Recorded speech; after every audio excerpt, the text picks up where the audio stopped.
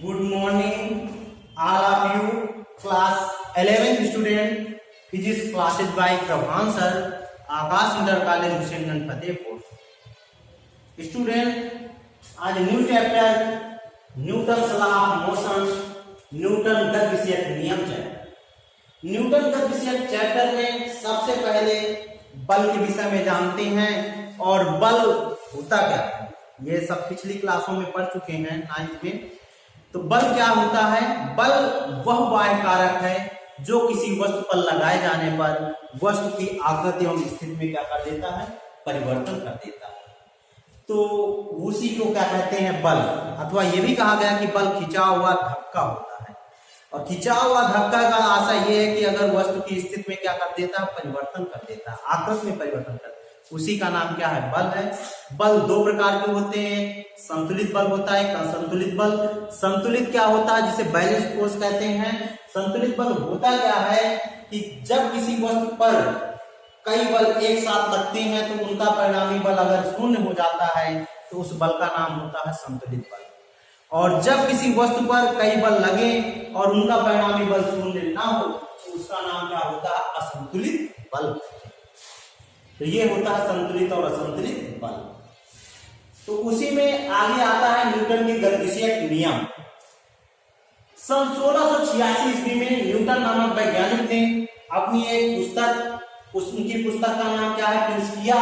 उसमें 3 नियमों का उल्लेख किया है जिन्हें क्या कहते हैं? न्यूटन गति विषयक नियम कहते हैं।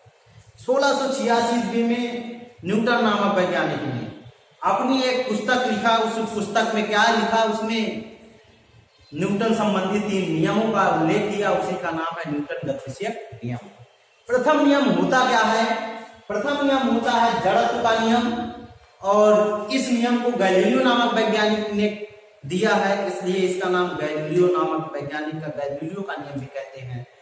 इसकी परिभाषा होती है इस नियम के अनुसार, गैलीलियो के नियम के अनुसार क्या बताया गया है कि यदि कोई वस्तु विरामावस्था में है तो वह विरामावस्था में ही बनी रहेगी।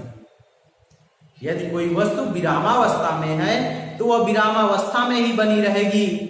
और यदि कोई वस्तु गतिमान है तो वो गतिमान ही रहेगी जब तक कि उस पर कोई बाह्य बल ना लगे। जब तक कि उस पर कोई बाह्य बल ना लगाया जाए तो उसको क्या कहते हैं? न्यूटन का प्रथम नियम जड़त्व का नियम कहते हैं। परिभाषा यही है कि यदि कोई वस्तु गतिमान है तो गतिमान ही रहेगी और यदि कोई वस्तु विरामावस्था में है तो विरामावस्था में ही बनी रहेगी जब तक कि उस पर कोई बाह्य बल ना लगाया जाए। अगर बाह्य बल लगा देते तो उसकी आकृति अथवा स्थिति में क्या हो जाता है? परिवर्तन हो जाता है। इस नियम का नाम क्या होता है? जड़त्व का नियम।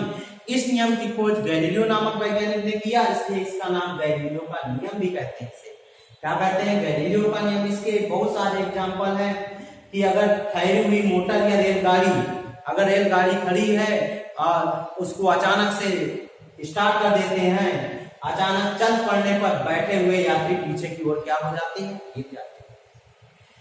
अथवा ये कह सकते हैं चलती हुई मोटर कार के अचानक रुकने पर बैठे हुए व्यक्ति जो आगे की ओर झुक जाते हैं। इस प्रकार बहुत सारे एग्जाम्पल होते हैं जड़त्व के नियम के उदाहरण। ठीक है। अगला नियम होता है द्वितीय नियम। द्वितीय नियम क्या होता है? इस नियम के अनुसार क्या होता है? किसी वस्तु पर जो लगाया गया जो बल होता है उस वस्तु के द्रव्यमान के तथा उस वस्तु पर लगाए गए बल के कारण उत्पन्न त्वरण के गुणनफल के अनुपाती होता है। कहने का मतलब है कि वस्तु पर लगाया गया बल वस्तु के द्रव्यमान तथा वस्तु में बल की दिशा में उत्पन्न त्वरण एक गुणनफल के अनुपाती होता है।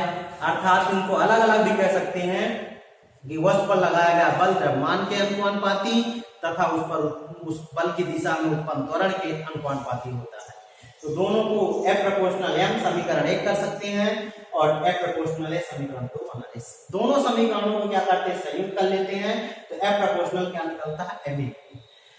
अब प्रोपोर्शनल हटता है तो एक नियतांक आता है K, जहां के एक अनुपाती क्या है? नियतांक, जिसे बल नियतांक भी कह सकते हैं, अनुपाती बल नियतांक। अब यदि यहाँ पर F बराबर 1 न्यूटन रख दिया जाए, M बराबर 1 किलोग्राम और A बराबर 1 मीटर पर सेकंड स्क्वायर रख दिया जाए तो सभी का मान जब 1 रख देंगे तो K बराबर भी 1 प्राप्त होगा। और जब के बराबर 1 यहाँ पर रख देते हैं तो F बराबर क्या हो जाता है ma। यही न्यूटन का तृतीय नियम है। इसका अगर सदिश रूप में निरूपण करते हैं तो F vector equal to m vector a vector होता है। यही न्यूटन का तृतीय नियम है।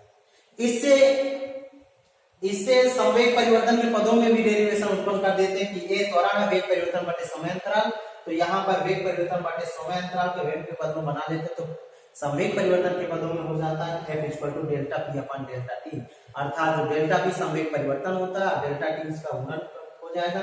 इसलिए कह सकते हैं संवेग परिवर्तन की जो दर है उस पर लगे बल के अनुपाती होती है। तो इसके पदों में संवेग परिवर्तन का नियम भी निकल आता है। तो न्यूटन का द्वितीय नियम मेन यही है, बराबर ma है, लेकिन इससे उत्पन्न हो जाता है संवेग परिवर्तन का नियम। तो यही से न्यूटन का द्वितीय नियम समाप्त होता है। अगला नियम क्या है? तृतीय नियम क्रिया प्रतिक्रिया का नियम। क्रिया प्रतिक्रिया का नियम क्या होता है? जब किसी वस्तु पर कोई बल लगाते हैं तो वह वस्तु भी उतना ही बल विपरीत दिशा में लगा देती है, और जब उतना ही बल विपरीत दिशा में लगा देती है तो उस नियम का नाम होता है क्रिया प्रतिक्रिया नियम। जैसे मान लीजिए अगर हम इस दीवार पर धक्का मारते हैं तो वह विस्थापित नहीं होती, वह उतना ही बल लगा देती है हमको वापस। तो कहने का मतलब इस पर किसका नियम लागू होता है? क्रिया प्रतिक्रिया का नियम लगता है। न्यूटन गति विषयक संबंधित तृतीय नियम का यहाँ पर होता है। कहने का मतलब है, परिभाषा यही है कि जब कोई वस्तु किसी बाह्य वस्तु पर बल लगाती है तो वह बाह्य वस्तु भी उतना ही बल विपरीत दिशा में लगा देती है। तो इस नियम का नाम होता है क्रिया प्रतिक्रिया नियम। अर्थात मुख्य रूप से एक लाइन में परिभाषा क्या दे सकते हैं? प्रत्येक क्रिया के बराबर एवं विपरीत दिशा में प्रतिक्रिया होती है, जिसका नाम होता है क्रिया प्रतिक्रिया नियम। मान लीजिए एक वस्तु A है और दूसरी वस्तु B है। वस्तु A पर B की ओर बल लगाते हैं FAB और B को A की ओर बल लगाते हैं BA, तो इसका क्रिया प्रतिक्रिया नियम लागू होता है F vector AB। FAB vector बराबर क्या होता है? Minus FBA vector. माइनस चिन्ह से आपको प्रदान करता है विपरीत दिशा में, अर्थात दोनों बल बराबर होंगे लेकिन विपरीत चिन्ह में होंगे, विपरीत दिशा में होंगे लगेंगे। अगर हम ये इस दिशा में बल लगाते हैं तो ये इसकी विपरीत दिशा में बल लगता है, तो इसका नाम होता है क्रिया प्रतिक्रिया नियम। इस प्रकार न्यूटन गति विषयक संबंधित 3 नियमों का उल्लेख किया गया है। आशा करते हैं आप लोगों को समझ में आ गया होगा। Thanks for watching this video.